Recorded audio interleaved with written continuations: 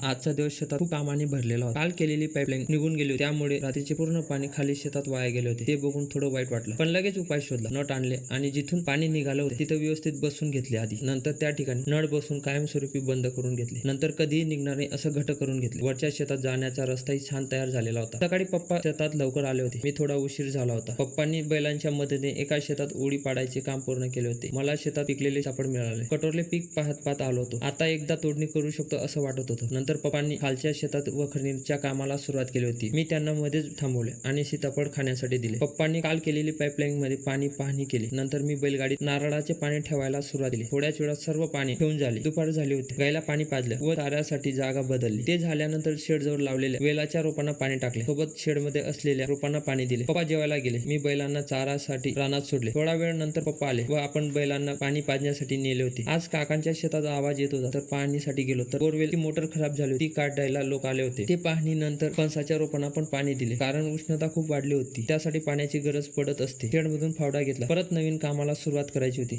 शेत बांधणीचे काम सुरू करायचे होते। आपल्याला त्या शेतात लसूण लागवड करायची आहे। आधी पाण्यासाठी पाण्याची पाट तयार करून घेतली, नंतर शेत बांधणी करायला सुरुवात केली। खूप मेहनतीचे काम होते, व्यवस्थित करून घेतले। थोड्या वेळानंतर अर्ध शेताची बांधणी पूर्ण केली होती। शेवटी बैलांसाठी चारा कापणी करून घेतला व कापलेले सर्व चारा शेडजवळ आणून ठेवला। गायला शेडमध्ये बांधले आणि चारा टाकून दिला। तेवढ्यात पप्पा पण बैलगाडी घेऊन शेडजवळ आले होते। नारळाचे पाणी शेडजवळ टाकले, चारा बैलगाडीतून घरी निघालो। खूप दिवसांनी बैलगाडीतून घरी आलो होतो, खूप छान वाटलं होतं। चला तर भेटूया पुढील ब्लॉग मध्ये, तोपर्यंत सर्वांना जय महाकाल।